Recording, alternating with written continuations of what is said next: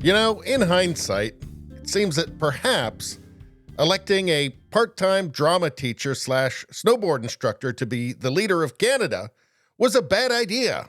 And here's yet another example of why, from the post-millennial, Canadians pay out $115 million to house illegal immigrants in Niagara Falls hotels. Data from the report disclosed that between February 2023 and February 2024, the tourist city accommodated nearly 5,000 asylum seekers at the cost of $208 per day for each individual. So we've had thousands of people illegally entering the country. And Conservative leader Pierre Poilievre has called on Trudeau to close Roxham Road. And what is Roxham Road? Well, that's what the CBC calls an irregular border crossing. And by irregular, they mean it's not a border crossing, it's people entering the country illegally. And why are they going through there? Well, asylum seekers are barred from entering Canada at official border points under the Safe Third Country Agreement. So you're not supposed to be just going through lots of different countries trying to get to the country with the best social programs, basically. The agreement states that asylum seekers who enter the U.S. or Canada must make their claims in the first country they arrive in. But the treaty has a loophole big enough to walk through. It doesn't cover unofficial points of entry like Roxham Road. So maybe you could just say, no, you can't come in.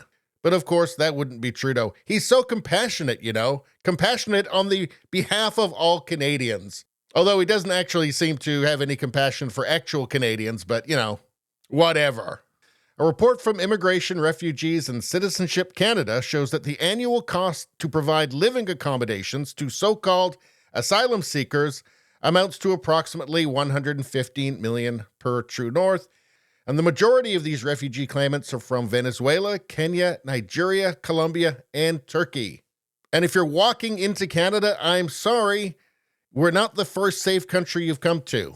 And if we have to put people in hotels at a cost of $115 million, well, that says something else too. Maybe it says that we just simply don't have any more room, as compassionate as Justin Trudeau is.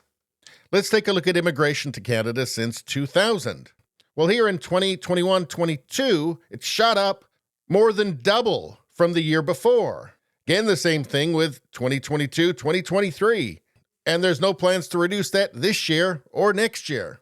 How about from January 1st to August 31st, 2023, 692,000, almost 700,000 temporary work permits were issued in Canada for temporary foreign workers. They have to live somewhere. How about over 1 million international students in 2023? And that was an increase of 29% over the previous year. Guess what? They all have to live somewhere. So with that in mind, you'd almost think that a competent government might have foreseen some of this. They might have foreseen that they'd have to put illegal immigrants that they're calling asylum seekers in hotels for $115 million in a year. Oh, that reminds me, maybe we should take a look at Canada's government debt. Let's see, Trudeau got in 2015, it was $628 billion. Now, as of 2023, it's $1.17 trillion. And as you can see, it went up steadily from 2015 from when Trudeau got into office and to the point now where it's completely out of control. But hey, when you got a country of 40 million people that owes over $1 trillion, what's another 115 million? Or so I imagine that's the way that Trudeau sees it.